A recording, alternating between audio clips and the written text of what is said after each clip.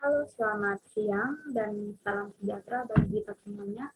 Perkenalkan, saya dengan Lesna Silaban. Saya dari program studi manajemen ekonomi bisnis. Pada siang hari ini, saya menayangkan hasil presentasi yang telah saya buat, yaitu dengan tema pemberdayaan koperasi dan UMKM. Pada siang hari ini, saya akan memaparkan hasil presentasi saya. Diharapkan kepada semua rekan-rekan dapat fokus kepada materi yang saya sampaikan supaya materi yang saya sampaikan dapat diserap dengan baik. Kita mulai dari yang pertama, pengertian pemberdayaan. Pengertian pemberdayaan ini mengandung dua pengertian menurut para tokoh. Yang pertama itu menurut Merriam-Webster dan Oxford English Dictionary yang pertama. To give power atau authority to, yang artinya memberi kekuasaan, mengalihkan kekuatan atau mendelegasikan otoritas ke pihak lain. Yang kedua, to give ability to atau enable atau usaha untuk memberi kemampuan atau keberdayaan. Next, kondisi umum koperasi. Koperasi sebagai salah satu pelaku ekonomi yang menjadi suku buruk perekonomian nasional hingga saat ini masih jauh dari yang diharapkan. Hal ini salah satu penyebabnya adalah undang-undang yang digunakan tidak memiliki kapasitas untuk membangun koperasi yang sehat dan mandiri. Selain itu, kebijakan pelatihan perkoperasian yang mengandalkan bantuan pemerintah melahirkan ketergantungan sehingga daya kreativitas menjadi tumpul untuk membangun diri sendiri lewat kemampuan sendiri. Next, faktor kelemahan yang menjadi penghambat kemajuan koperasi. Ada beberapa faktor yang menghambat kemajuan koperasi saat ini. Yang pertama itu citra koperasi. Sejauh ini citra koperasi di masyarakat secara umum belum baik.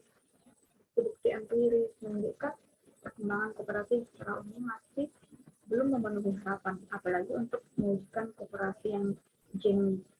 Yang kedua, kemandirian koperasi.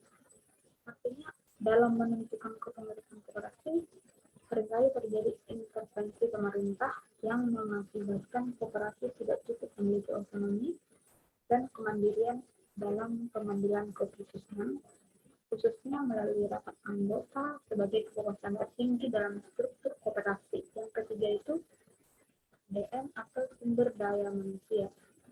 Keterbatasan pengetahuan dan pemahaman para pengelola koperasi tentang teknik perekonomian, terutama hakikat dan ciri-ciri sebagai badan usaha.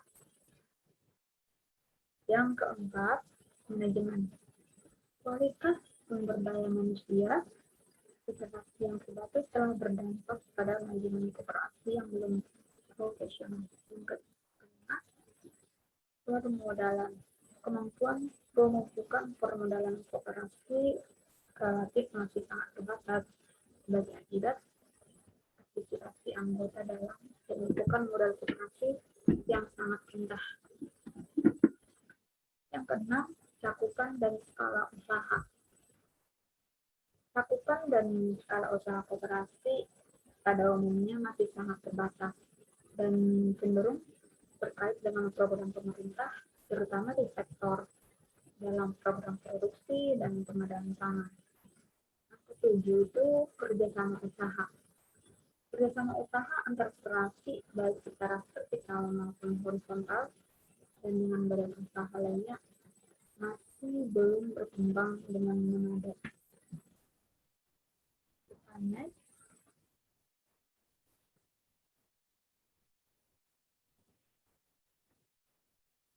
konsep pemberdayaan.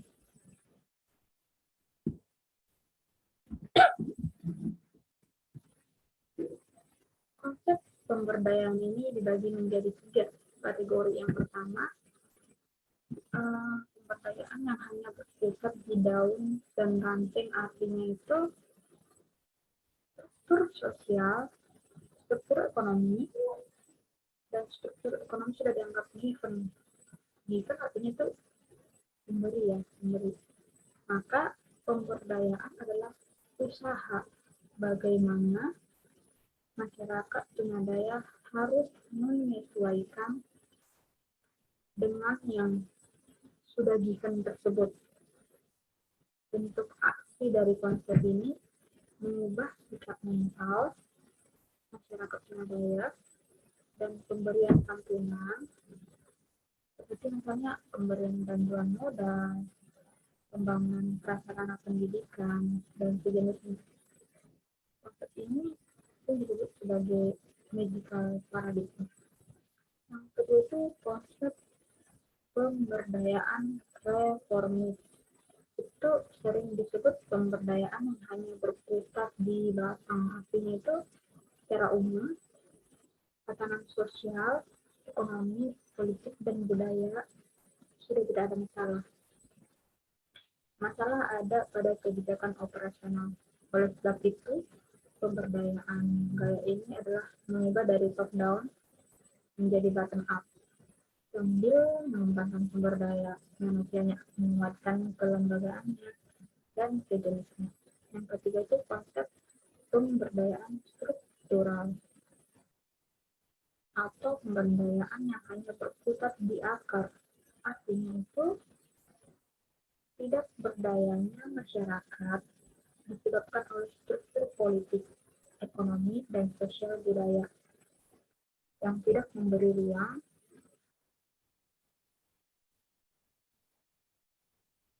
bagi masyarakat lemah untuk berbagi kuasa dalam bidang ekonomi, politik, dan sosial budaya. Maka struktur itu harus ditinjau kembali. Artinya pemberdayaan struktur ini perlu ditinjau ulang. Kita lanjut perkembangan UMKM. Perkembangan UMKM di saat ini memiliki potensi yang besar dalam meningkatkan taraf hidup rakyat banyak. Hal ini ditunjukkan oleh keberadaan UMKM dan koperasi yang telah mencerminkan wujud nyata kehidupan sosial dan ekonomi. Peran UMKM yang besar itu ditujukan terhadap produksi nasional, jumlah unit usaha, dan pengusaha serta penyerapan tenaga kerja. Permasalahan UMKM. Ada 5 permasalahan UMKM. Yang pertama, rendahnya produktivitas. Perkembangan yang meningkat dari segi kuantitas tersebut belum diimbangi dengan peningkatan kualitas SDM, kualitas UMKM yang memadai, khususnya dalam skala usaha mikro. Masalah yang masih dihadapi itu yaitu rendahnya produktivitas, sehingga menimbulkan kesenjangan yang sangat lebar antara pelaku usaha kecil, menengah, dan besar. Jadi mayoritas itu UMKM memiliki omset kurang dari 25 juta per tahun. Yang sebagian besarnya itu bergerak di sektor pertanian, serta sektor perdagangan, hotel, dan restoran. Yang kedua itu terbatasnya akses UMKM kepada sumber daya produktif. Akses kepada sumber daya produktif terutama terhadap permodalan, teknologi, informasi, dan pasar. Dalam hal pendanaan ini, produk jasa lembaga keuangan sebagian besar masih berupa kredit modal kerja. Sedangkan untuk kredit investasi sangat terbatas. Bagi UMKM, keadaan ini sangat sulit untuk meningkatkan kapasitas usaha ataupun mengembangkan produk-produk yang masih bersaing. Yang ketiga itu masih rendahnya kualitas kelembagaan dan organisasi kooperatif.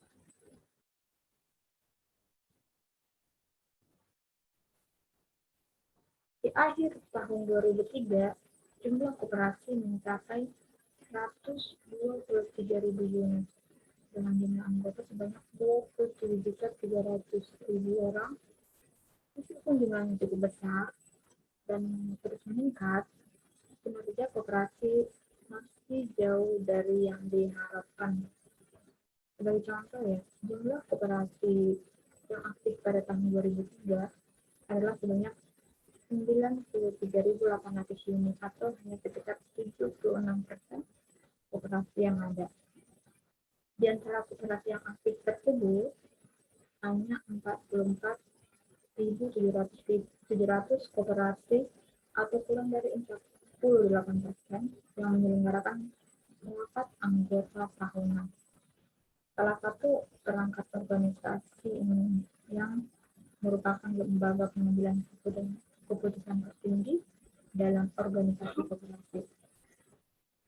Jadi secara rata-rata dari 27% koperasi aktif yang memiliki manajer koperasi. Yang keempat, tertinggalnya kinerja koperasi dan kurang baiknya citra koperasi.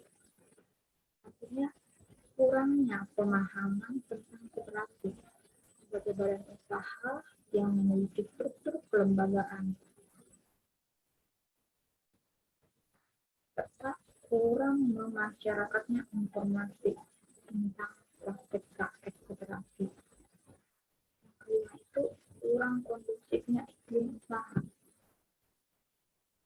Pada umumnya masih menghadapi berbagai masalah yang terkait dengan iklim usaha yang kurang kondusif.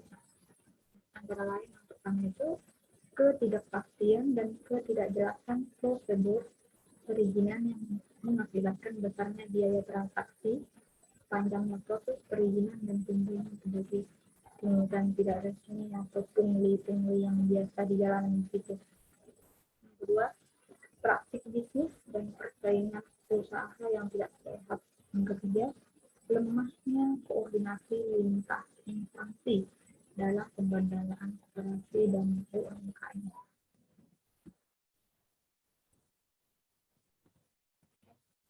Program pemberdayaan.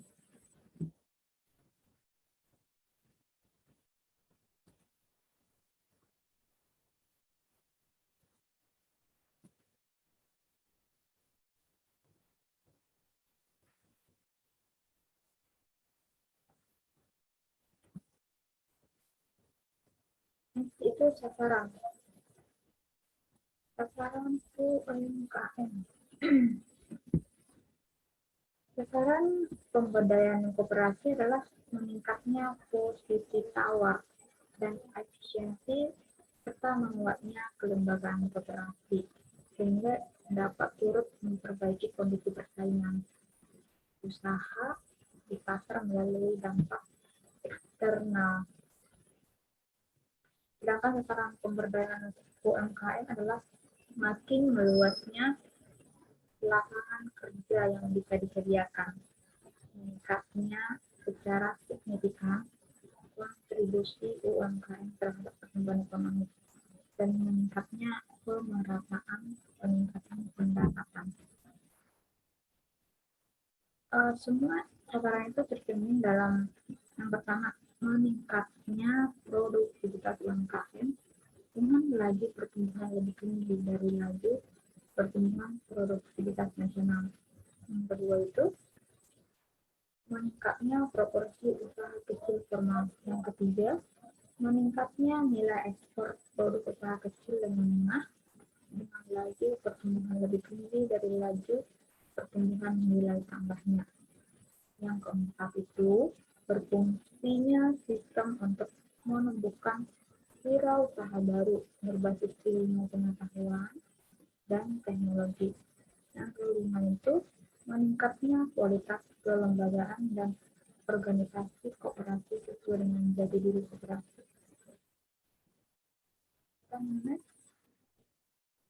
Arah kebijakan. Pemberdayaan koperasi dan UMKM dilaksanakan dalam kerangka arah kebijakan. Yang pertama itu mengembangkan UKM atau usaha kecil dan menengah. Ini bertujuan untuk memberikan kontribusi signifikan terhadap pertumbuhan ekonomi, penciptaan lapangan kerja, peningkatan daya saing.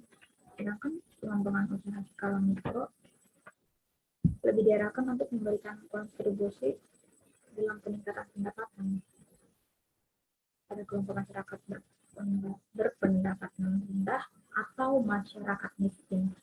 Yang kedua itu memperkuat kelembagaan. Artinya itu di sini menerapkan prinsip-prinsip tata kepemerintahan yang baik dan berwawasan gender, terutama untuk memperluas akses kepada sumber permodalan, khususnya perbankan, memperbaiki lingkungan usaha, dan menyederhanakan prosedur perizinan. Yang ketiga, memperluas dan meningkatkan kualitas institusi. Yang ketiga itu memperluas basis dan kesempatan usaha.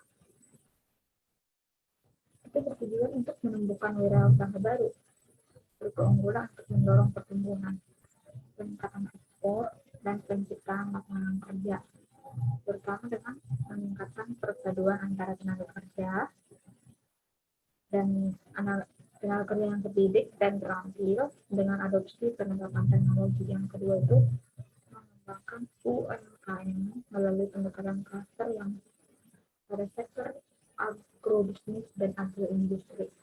Yang ketiga itu mengembangkan UMKM untuk makin berperan dalam proses industrialisasi perbuatan keterkaitan industri. Yang keempat, mengintegrasikan pengembangan usaha dalam konteks pengembangan regional. Yang keempat itu mengembangkan UMKM.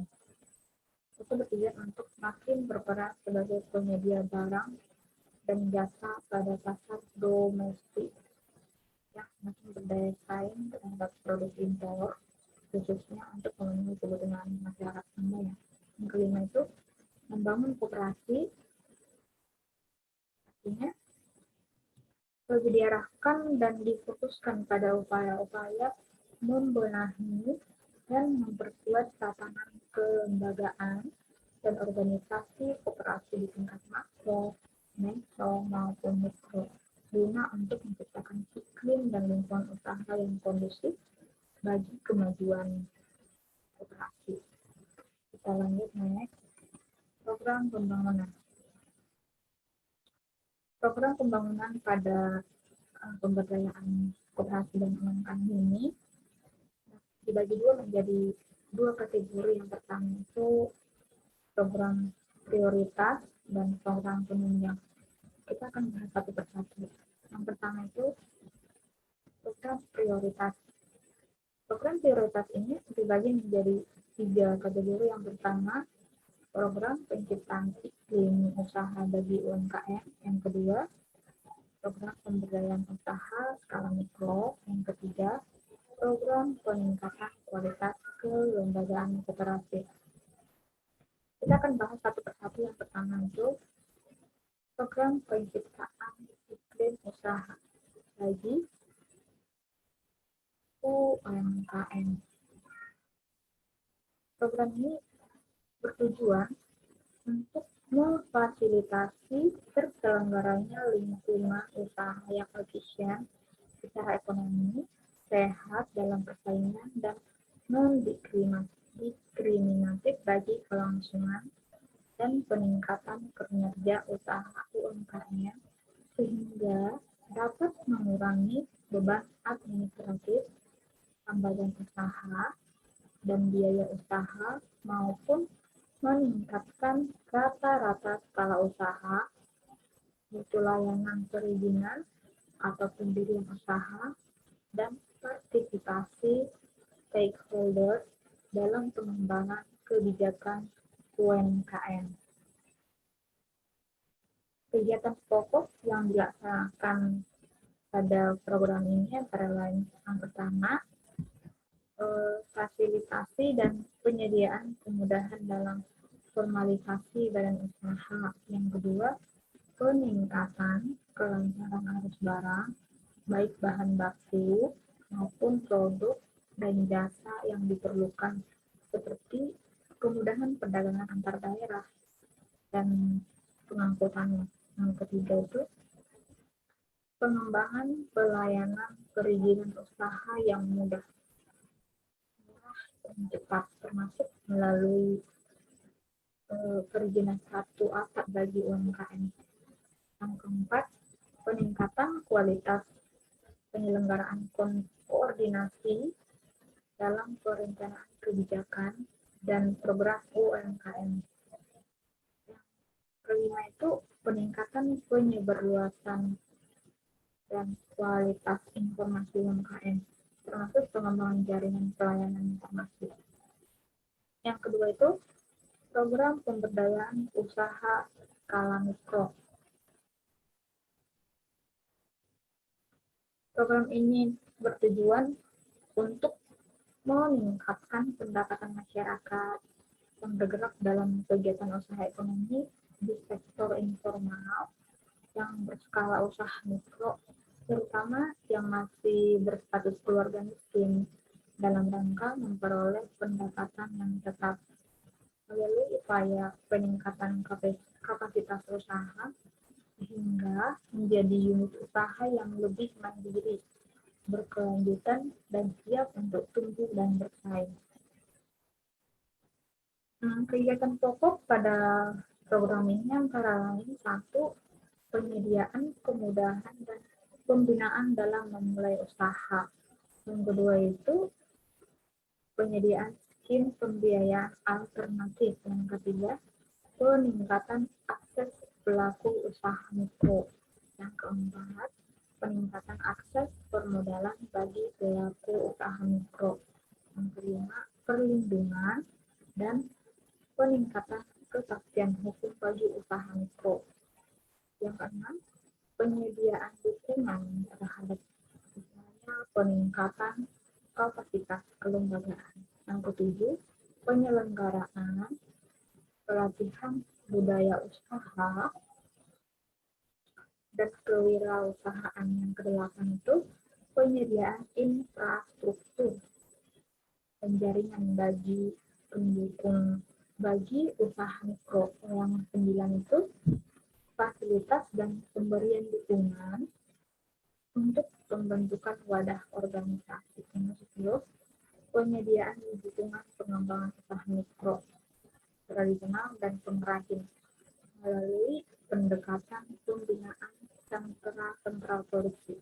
Yang terakhir itu penyediaan dukungan dan kemudahan untuk pengembangan usaha ekonomi produktif. Selanjutnya yang ketiga, program peningkatan kualitas kelembagaan. Program ini bertujuan untuk meningkatkan kualitas kelembagaan dan organisasi koperasi agar koperasi mampu tumbuh dan berkembang secara sehat sesuai dengan jati dirinya menjadi wadah kepentingan bersama bagi anggotanya untuk memperoleh efisiensi kolektif sehingga citra koperasi menjadi semakin baik. Kegiatan pokok yang dilaksanakan pada program ini antara lain: satu, peninjauan dan penyempurnaan terhadap berbagai peraturan yang kurang kondusif bagi pengembangan koperasi. Yang kedua itu peningkatan kualitas administrasi. Yang ketiga, pemberian dukungan untuk membantu perkuatan dan kemandirian lembaga gerakan koperasi. Yang keempat, pemberian dukungan dan kemudahan kepada gerakan koperasi melalui penataan dan perkuatan organisasi. Yang kelima, pemberian dukungan dan kemudahan untuk pengembangan infrastruktur. Yang keenam, pengembangan sistem pendidikan. Yang ketujuh, penyediaan insentif dan fasilitas pengembangan jaringan kerjasama usaha antar UMKM. Kedelapan itu penyuluhan perkoperasian kepada masyarakat. Yang kesembilan itu peningkatan kualitas penyelenggaraan koordinasi. Yang ke-10 itu mendorong perkembangan koperasi dan badan usaha milik desa atau sedang disebut BUMDes yang berbasis rakyat atau komunitas dan dikelola sebagai usaha bersama untuk rakyat. Kita lanjut. Program yang kedua itu, yang pertama tadi kan program prioritas, yang kedua program penunjang. Dalam program penunjang ini dibagi menjadi dua kategori. Yang pertama itu program pengembangan kewirausahaan dan keunggulan kompetitif UKM. Yang kedua, program pengembangan sistem pendukung usaha bagi UMKM. Kita bahas satu persatu. Yang pertama, program pengembangan kewirausahaan dan keunggulan kompetitif UKM. Program ini bertujuan untuk mengembangkan jiwa dan semangat kewirausahaan dan meningkatkan daya saing UKM sehingga pengetahuan serta sikap wirausaha semakin berkembang, produktivitas meningkat, wirausaha baru berbasis pengetahuan dan teknologi meningkat jumlahnya, dan ragam produk-produk unggulan UKM semakin berkembang.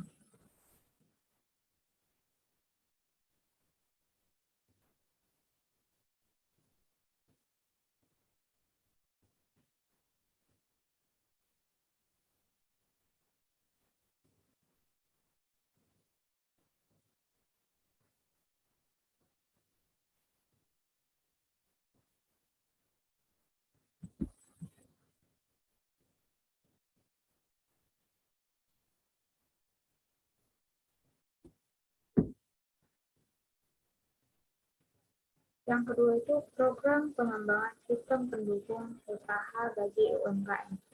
Program ini bertujuan untuk mempermudah, memperlancar, dan memperluas akses UMKM kepada seluruh daya produktif agar mampu memanfaatkan kesempatan yang terbuka dan potensi sumber daya lokal serta menyesuaikan skala usahanya sesuai dengan tujuan efisiensi. Pada program pengembangan ini,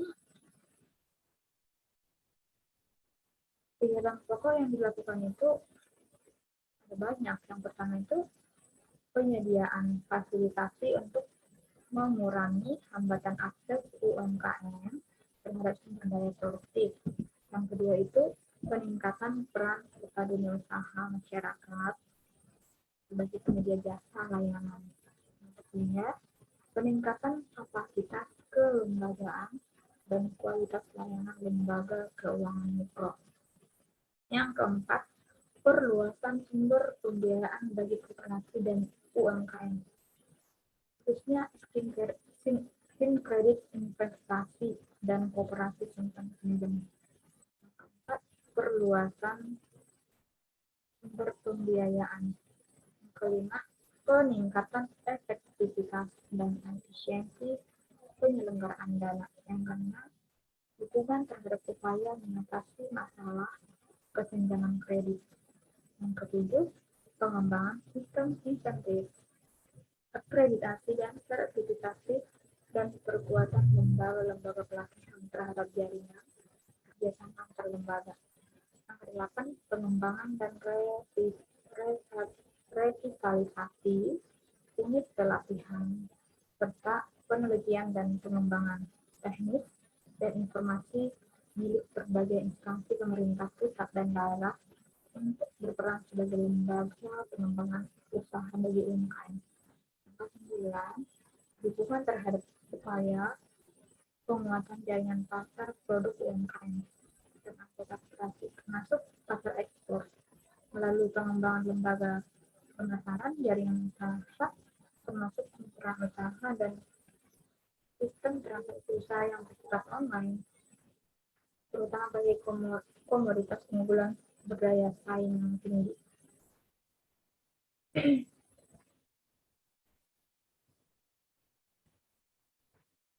Untuk program pengembangan kewirausahaan itu ada beberapa kegiatan pokok yang dilakukan. Yang pertama, pemasyarakatan kewirausahaan dan pengembangan sistem insentif bagi wirausaha baru. Yang kedua itu penyediaan sistem insentif dan pembinaan serta fasilitas untuk memacu perkembangan UKM berbasis teknologi. Yang ketiga itu penyediaan sistem insentif dan pembinaan untuk meningkatkan kesadaran UKM tentang hak kekayaan intelektual. Yang keempat, fasilitasi dan pemberian dukungan serta kemudahan untuk pembangunan jaringan. Yang kelima, fasilitasi dan pemberian dukungan. Yang keenam, fasilitasi dan pemberian dukungan serta kemudahan untuk mengembangkan kemitraan. Yang ketujuh, fasilitasi dan pemberian dukungan serta kemudahan untuk pengembangan jaringan produksi dan distribusi. Yang kedelapan, pemberian dukungan serta kemudahan terhadap upaya peningkatan kualitas pengusaha kecil dan menengah, termasuk wanita pengusaha, menjadi wirausaha tangguh yang memiliki semangat kooperatif. Baik, sekian presentasi dari saya. Jika ada kata yang berkenan di hati atau kurang jelas, saya mohon maaf. Selamat siang dan salam sejahtera bagi kita semuanya. Terima kasih. Terima kasih kepada semuanya telah ikut berpartisipasi dalam presentasi yang saya berikan pada siang hari ini. Sekian dan terima kasih.